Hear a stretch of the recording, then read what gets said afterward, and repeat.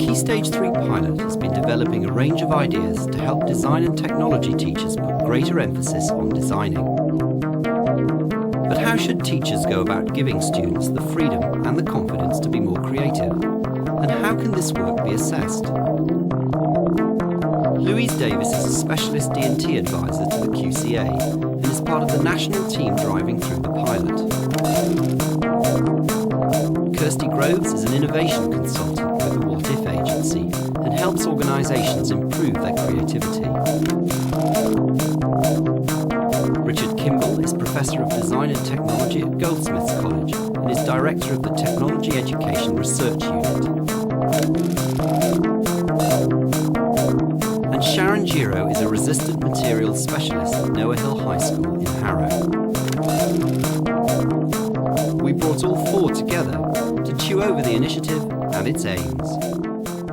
A real opportunity within design technology to develop innovation and creative problem-solving skills. It's so much part of what the subject is about,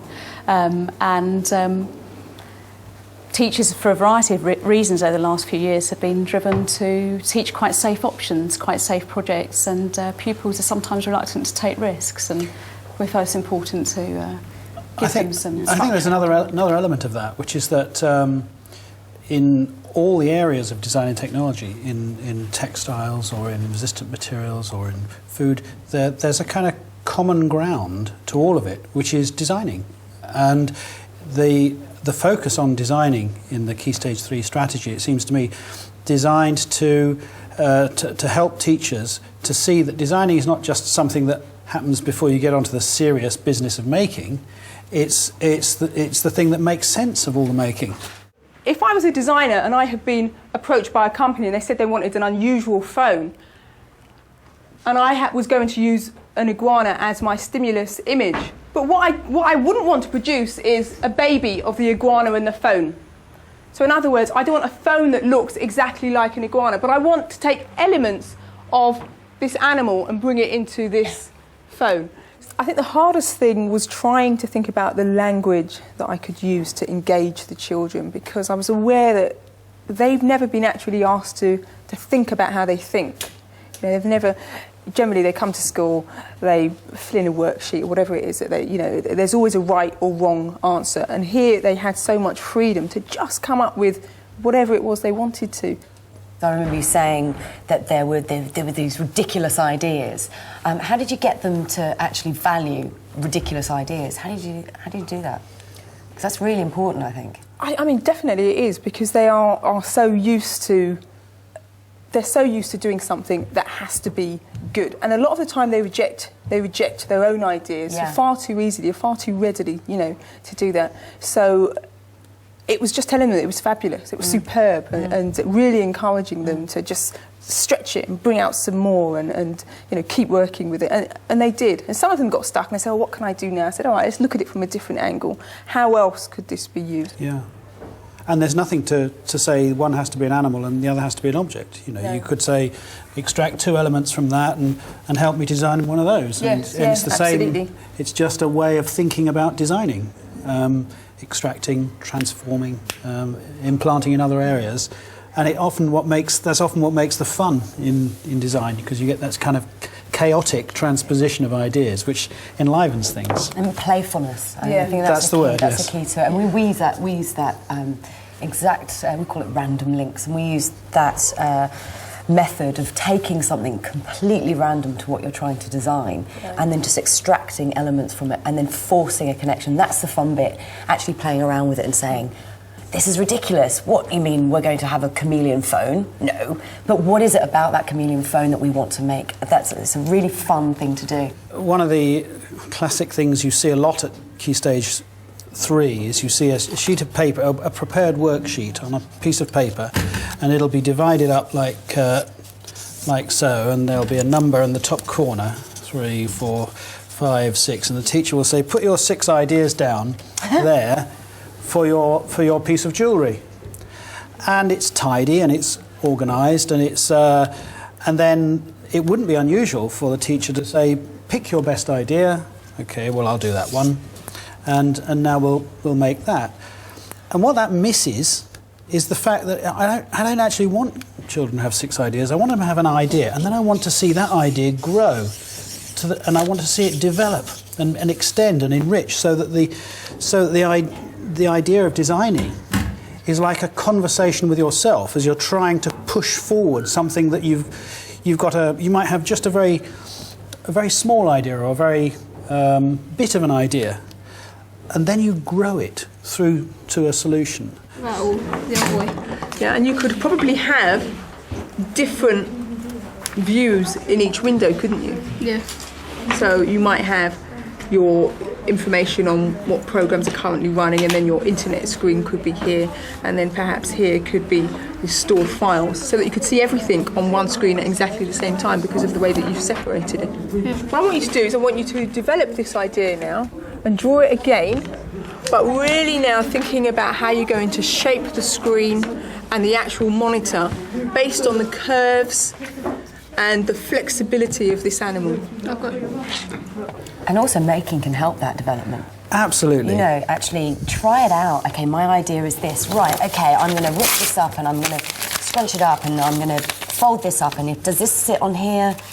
Actually, yes, that works, so I'm going to use that, and then maybe I'm going to try a little bit of, that is making for me. Yeah. All the way through it's not very good. Actually, I think that, but it's one of those things that if you make it precious like this, if you say you can only have 6 ideas, they've got to be the best 6 ideas I've ever had in my life. Or, you've got a making lesson.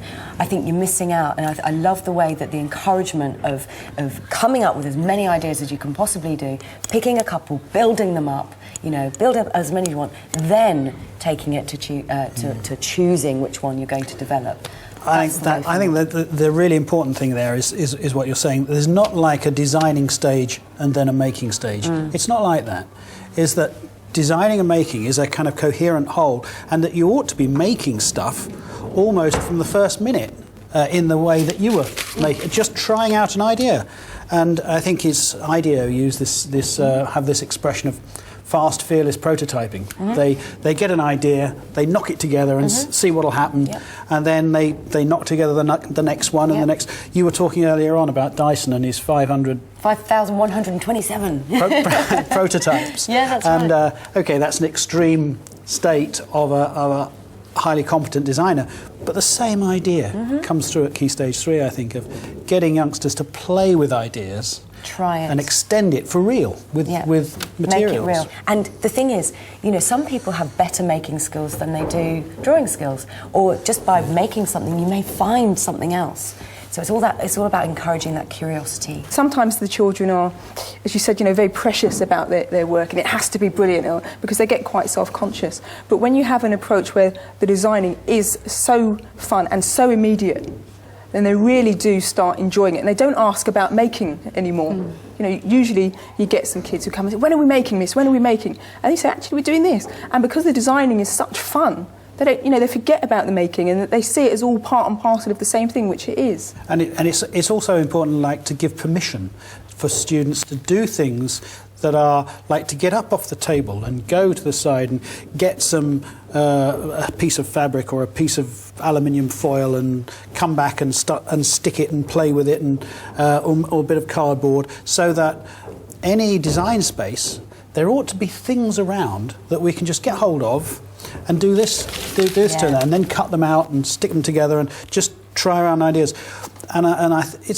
You might say it's a bit like developing a modelling kit. A kit of cheap, easily managed soft materials that can be put together for ideas very quickly. And I think where I've seen that in schools, it invariably works really well. Another aspect of this is providing opportunities for pupils to work together, because that's a big difference to how they've previously been taught designing. Individually drawing their ideas was one way of approaching things, and we're now advocating that pupils regularly work together and spark ideas off of each other, just as real designers would do.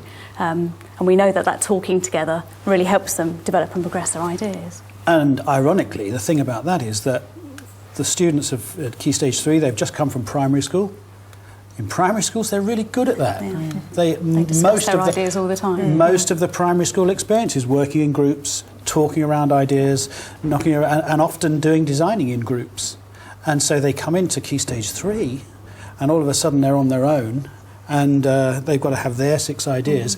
That can be kind of that's why they end up intimidating. copying Disney and doing the things. So get the idea of sharing, the idea of sharing and getting them working like that in groups is very effective. Maybe draw a leaf pattern on like the door or something. And like there can be like like the thing that can be like emergency doors and stuff. Yeah. The side of the building. I think it's critical because ideas are the best stimulus for ideas. So if you can have ideas with somebody else, you might have an idea, I go, oh, that's given me another idea. And it's one of those things that it's part of the relationship that the children are building with each other, but it's also about, trying to just be free with the ideas. It's going back to that preciousness, get rid of that preciousness.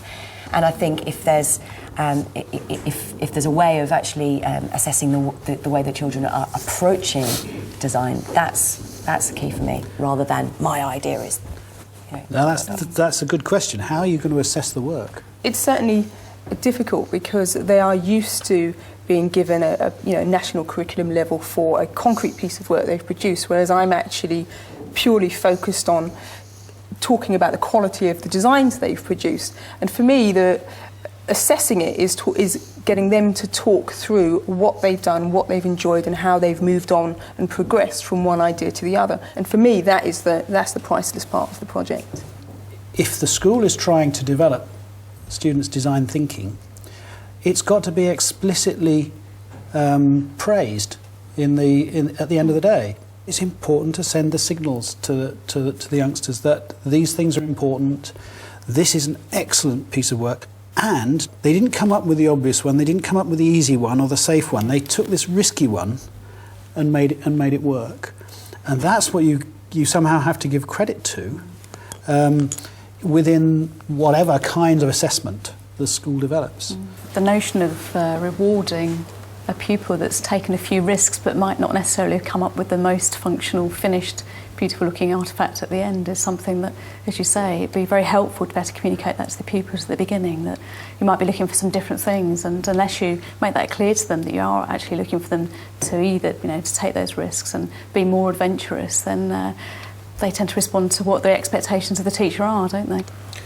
We've done some work in schools where we've encouraged students to reflect on their designs at points during an activity. So you stop them for a moment and you say and reflect back on the last half an hour, and we just on a post-it note, coloured post-it notes, and we give them 2 different colours, and we say on that one we want you to put down your wackiest idea, and on this one we want you to put down your best idea. And they come back and then we stick them up on the wall, and there's all these post-it notes on the wall, and the teacher goes through them and talks. Often what happens there is that when the teacher's been through all these what they thought were wacky ideas and not their best ideas, others in the class will say, that's a great idea, because it might sound a bit wacky in the context of what I'm trying to do now.